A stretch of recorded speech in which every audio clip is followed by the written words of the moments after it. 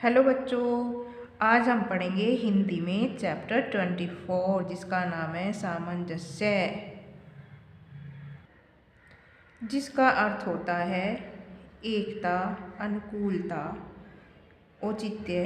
तो इसका सामंजस्य का ये अर्थ होते हैं। तो आज बच्चों हम इसी के ऊपर निर्धारित एक स्टोरी पढ़ेंगे। कारगिल युद्ध एक ऐसा युद्ध था जो अपनी ही धरती को छुड़वाने के लिए लड़ना पड़ता था। पाकिस्तानी सेना घुसपैठियों के रूप में द्रास और कारगिल की चौकियों पर आ बैठी थी। हमारे वीर सैनिकों ने अदम्य साहस का परिचय देते हुए उन्हें पीछे हटने के लिए विवश कर दिया था। जो कारगिल का युद्ध हुआ था, तो क्या हुआ था वो बच्चों, वो हमें अपनी ही धरती को छुड़वाने के लिए युद्ध करना पड़ा था, क्योंकि जो पाकिस्तानी सैनिक है वो हमारी धरती को हमसे ही छीनना चाहते थे। घुसपैठी कौन होते हैं? घुसपैठी होते हैं जो चोरी छुपी घुस जाते हैं, उन्हें कहते हैं घुसपैठी। युद्ध तो लड़ाई होती है, और अदम्य यानी कि अत्यधिक साहस का परिचय देते हुए उन्हें पीछे हटने के लिए हमारे सैनिकों ने क्या किया था। जब वो हमारे सीमा में घुस आए थे, तो उन्होंने क्या किया था, उन्होंने अपने साहस का अत्यधिक परिचय देते हुए उन्हें पीछे हटने के लिए विवश कर दिया था। जाट रेजिमेंट के कर्नल सबनीस 30 वर्ष की लंबी तेज सेवा के बाद सेवानिवृत्ति यानी कि रिटायरमेंट के बाद महाराष्ट्र के पुणे में सालुंके विहार में अपना घर बनाकर रहने लगे। उसी में से एक व्यक्ति थे जिनका नाम था कर्नल सबनीस।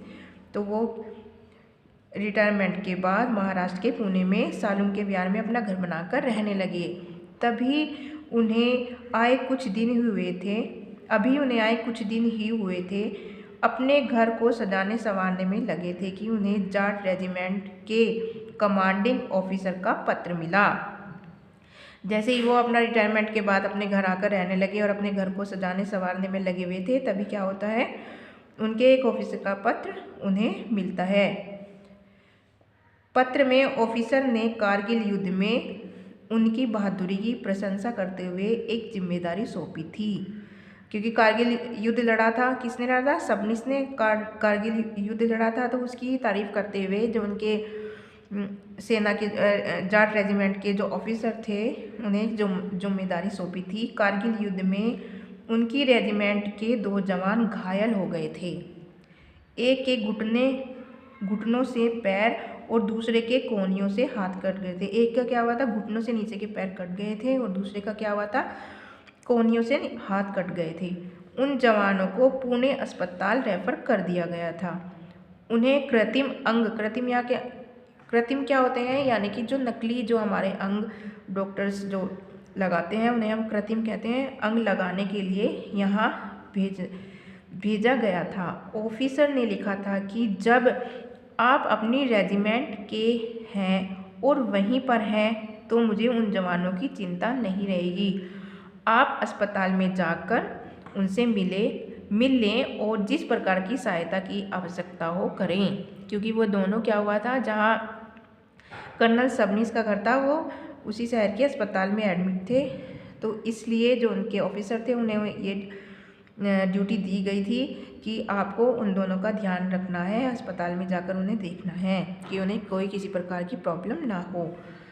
कर्नल सबनीस पत्र पढ़कर अति प्रसन्न हुए कि मुझे रिटायरमेंट के बाद भी सेवा का अवसर मिला है।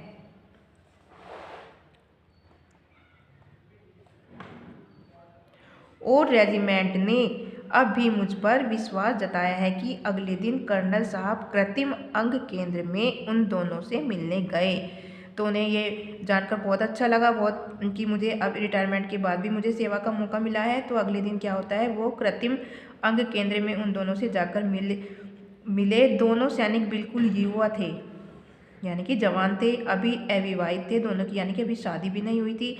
दोनों पास बेडों यानी कि पलंग जो उनके बेड थे ना हॉस्पिटल्स के, वहीं थे। उनके आसपास दोनों के बेड क्या थे, आसपास ही थे। वहाँ उनका कोई उपचार भी नहीं हो रहा था, यानी कि वहाँ पर कोई उनका, जब तक कर्नल साहब गए वहाँ पे कोई ट्रीटमेंट भी नहीं शुरू हुआ था। कर्नल साहब ने सिस्टर से उनके उपचार के बारे में पूछा तो उसने बताया कि अभी इनका घाव पूरी तरह ठीक नहीं हुआ है। कच्चे घाव पर कृत्रिम अंग लगाने से अंग में संक्रमण का खतरा होता है। सिस्टर ने मुस्कुराकर कहा।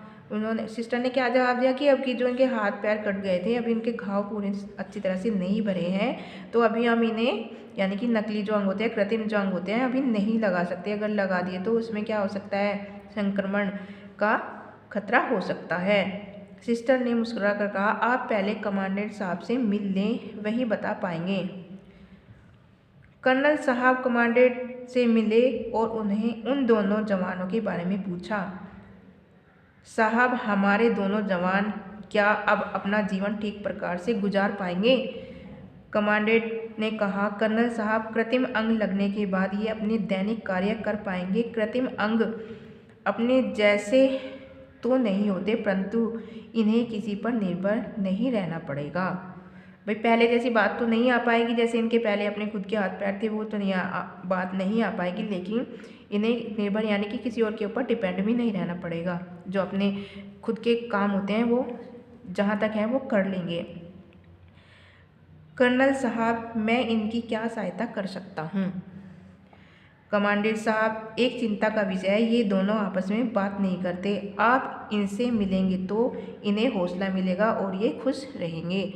दोनों एक ही मतलब एक ही जगह से थे और एक ही फोर्स में भी एक ही उसमें थे, ये जाट रेजिमेंट में ही थे, लेकिन ये क्या था, एक दूसरे से बिल्कुल बात नहीं करते थे। कर्नल साहब को यह बात सता रही थी कि वे आपस में बात नहीं करते, जबकि वे एक दूसरे का अच्छा सहारा बन सकते हैं। कर्नल साहब ने उन दोनों से इसका कारण पूछा तो उन्होंने बताया कि हिसार के आसपास गांव के रहने वाले हैं। इन दोनों के गांव में दुश्मनी चली आ रही है। हिसार के आसपास कोई गांव होंगे दो और वहीं के रहने वाले हैं दोनों, लेकिन दोनों गांव के बीच क्या है, दुश्मनी चली आ रही है। दोनों गांव के लोग इस दुश्मनी को पीढ़ी दर पीढ़ी आगे बढ़ा रहे हैं। फौज में दोनों ट्रेनिंग में मिले तो उन्होंने जाना कि वे दोनों एक गांव के हैं। ट्रेनिंग के बाद जाट रेजिमेंट के कमांडिंग ऑफिसर से अलग अलग पलटन में भेजने के लिए कहा, परंतु उनको एक ही पलटन मिली। वहाँ भी कुश्ती के नाम पर मांगेराम और जागेराम दोनों लड़ने मरने पर उतारू हो जाते। वहाँ पे क्या हुआ, उन्होंने वहाँ भी कोशिश की कि वो दोनों एक साथ एक भी पलटन में ना रहे, लेकिन उनकी ये बात मंजूर नहीं की गई। दोनों को एक ही पलटन में रखा गया और वहाँ भी जो भी कुछ काम होता था या कुश्ती वगैरह जो भी कराई जाती थी, उसमें भी वे दोनों क्या होते थे, लड़ने मरने को तैयार हो जाते थे। क्यों तैयार हो जाते? क्योंकि वो जिस गाँव से उन दोनों गाँव की दुश्मनी चली आ रही थी। दोनों को कारगिल युद्ध में हिस्सा लेना पड़ा। वहाँ उन्होंने जाटों वाला दमखम दिखाया। जाट कौम बलवान कौम होती है, ये बहुत अच्छे सैनिक भी होते हैं। दुश्मन से लोहा लेते हुए एक के हाथ और दूसरे के पैर की बलि चढ़ गई, है ना बच्चों। ये तो आपको पता ही है कि जाट कैसे होते हैं, हमेशा हिम्मत वाले बलवान वीर होते हैं।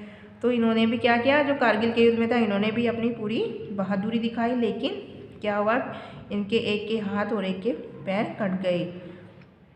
परंतु दुश्मनी यूं ही बरकरार थी। कर्नल साहब ने भी उन्हें समझाना चाहा, परंतु वे नहीं माने। कर्नल साहब ने कमांडेंट के से कुछ विचार विमर्श किया और चले गए। अगले दिन कमांडेंट साहब राउंड के लिए आए तो दोनों को झाड़ लगाते हुए बोले, यानी कि डांटते हुए बोले, मेरे स्टाफ ने रिपोर्ट दी है कि तुम दोनों बात बात पर घंटी बजाते हो। मैंने जानबूझकर तुम्हें पास पास रखा है। तुम एक ही पलटन के हो, एक दूसरे की मदद कर सकते हो। यहाँ और भी बहुत मरीज हैं, मेरे स्टाफ को उन्हें भी संभालना है। इनके जो होते हैं, ये जो सैनिक होते हैं पुलिस में जो होते हैं, इनका हॉस्पिटल्स भी तो अलग होते हैं, तो वहीं पर थे ये। तो वहाँ के जो थे उन्होंने उन्हें धमकाया कि तुम बहुत परेशान करते हो, बार बार हर चीज़ के लिए घंटी बजाते हो, जबकि तुम एक दूसरे की हेल्प कर सकते हो। और भी बहुत सारे मरीज हैं जिन्हें स्टाफ को उन्हें संभालना है। अब से आप दोनों अपने कार्य स्वयं करो। मेरे स्टाफ के लोग बार बार घंटी बजाने पर नहीं आएंगे। कमांडेंट साहब को लगा कि अब ये लोग समझ जाएंगे। वे तो